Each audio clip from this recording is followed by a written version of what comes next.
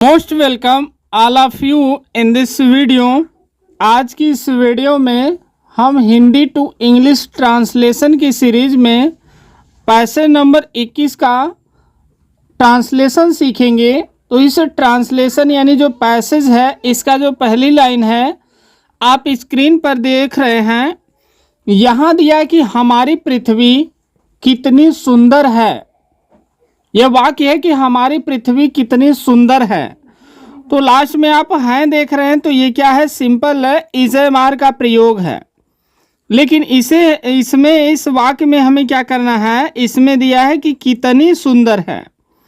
तो जब भी वाक्य में किसका, किसकी, किसके आता है या कितना, कितनी, कितने आता है, ये सभी जब आता है तो हम क्या करते हैं, इसकी अंग्रेजी सबसे पहले लिखते हैं।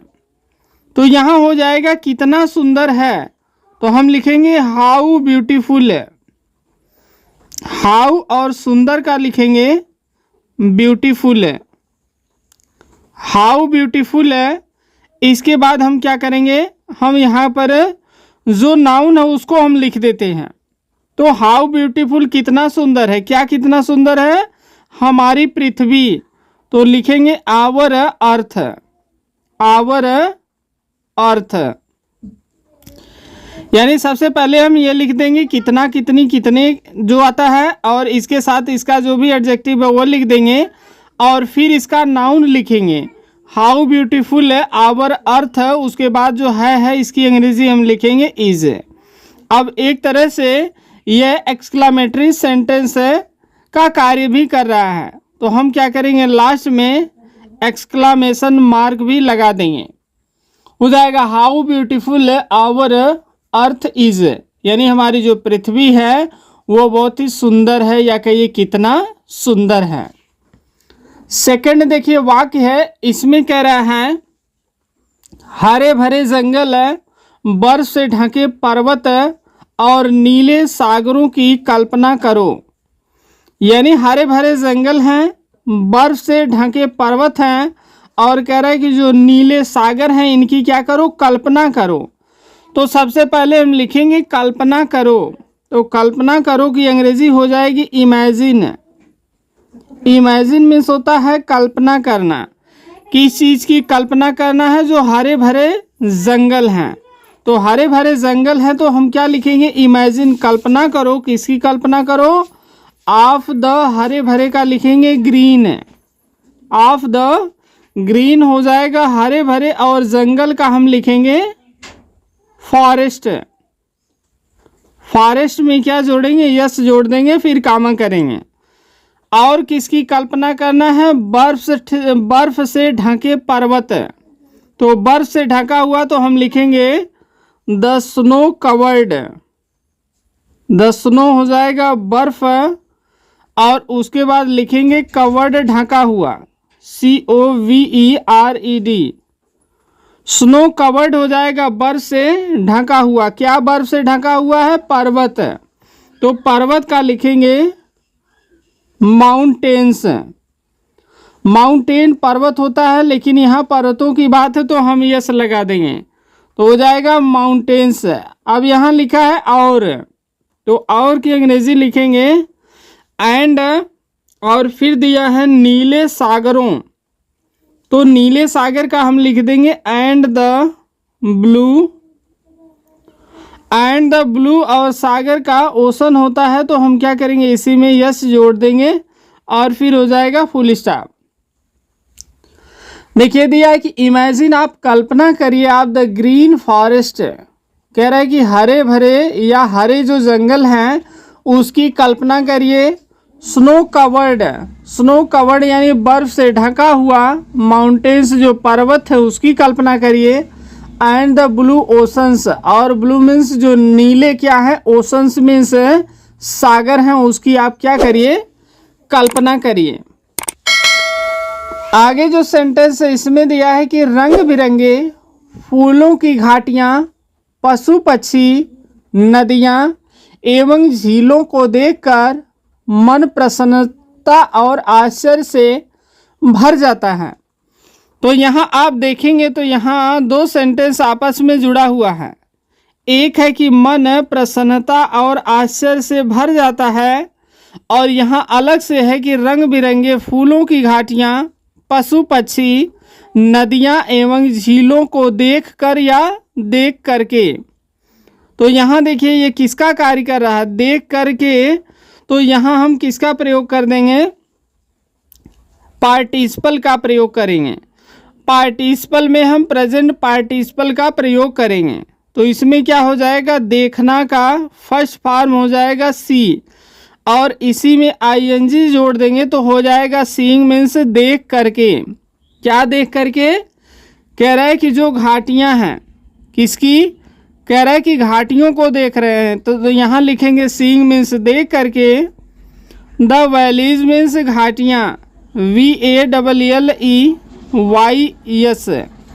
सीइंग मीन्स देख करके, द वैलीज मीन्स जो घाटियाँ हैं उसको देख करके। कौन सी घाटियाँ हैं, की अंग्रेजी लिखेंगे ऑफ, और फिर लिखेंगे रंग बिरंगे फूल। तो रंग बिरंगे का सिर्फ आप लिख सकते हैं मल्टी कलर, या केवल कलर भी लिख सकते हैं, या लिखिए आप मैनी कलर्ड। मैनी मीन्स हो जाएगा अनेक, और उसके बाद लिखेंगे कलर्ड, COLOURED। मैनी कलर्ड अनेक रंग वाले, और उसके बाद दिया है जो फूल हैं, तो फूल का लिख देंगे फ्लावर्स। फ्लावर्स हो जाएगा, और उसके बाद क्या करेंगे, कामा करेंगे। फिर दिया है पशु का, तो पशु का हम लिखेंगे एनिमल्स। एनिमल्स इसमें यस जोड़ देंगे, और फिर क्या करेंगे, कामा करेंगे। फिर दिया है यहाँ पक्षी, तो पक्षी का हम लिख देंगे बर्ड्स, BIRDS हो जाएगा बर्ड्स। और फिर कह रहा है कि नदियाँ, तो नदियाँ का हम लिख देंगे रिवर्स। नदियाँ का रिवर्स हो जाएगा, एवं का हम लिखेंगे एंड, रिवर्स, और उसके बाद लिखेंगे एंड। फिर कह रहा है झीलों, तो झील का होता है लेक, LAKE लेक, इसमें यस जोड़ देंगे तो हो जाएगा लेक्स, फिर कामा। अब देखिए इतना ट्रांसलेशन हो गया। अब आगे क्या बचा है कि मन प्रसन्नता और आश्चर्य से भर जाता है, तो यह इसका कर्ता हो जाएगा मन, ठीक है। और ये क्या है, इजमार के यूज के साथ है।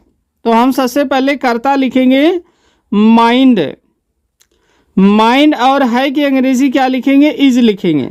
भर जाता है तो हो जाएगा माइंड इज, उसके बाद फील्ड लिखेंगे, माइंड इज फील्ड हो जाएगा। फिर कैसे है, विथ हैप्पीनेस, विथ हैप्पीनेस कह रहा है, प्रसन्नता का हो जाएगा हैप्पीनेस,